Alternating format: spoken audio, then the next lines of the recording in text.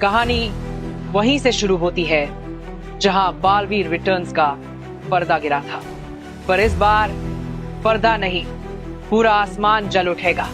कहते हैं कुछ कहानियां खत्म नहीं होती, वो बस इंतजार करती हैं अपने वीर के लौटने का। और अब वही घड़ी आ चुकी है। हवा में फिर गूंज रही है बालवीर की शपथ, जब तक मैं जिंदा हूं अंधकार कभी नहीं जीतेगा।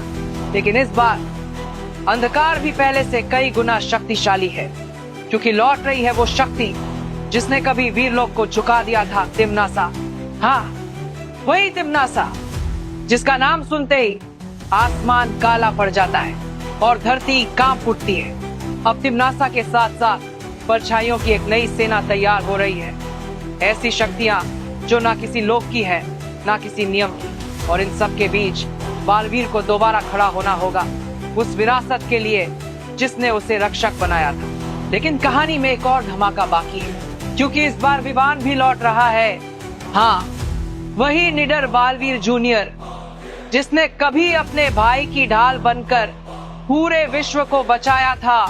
अब दोनों फिर एक साथ एक ऐसे मिशन पर होंगे जहां दांव सिर्फ लोगों का नहीं बल्कि समय का होगा। कहानी में लौटेंगे पुराने चेहरे, खुलेंगे अनकहे राज और वो सारे सवाल जो बालवीर रिटर्न्स के बाद अधूरे रह गए थे, अब उनके जवाब मिलने वाले हैं।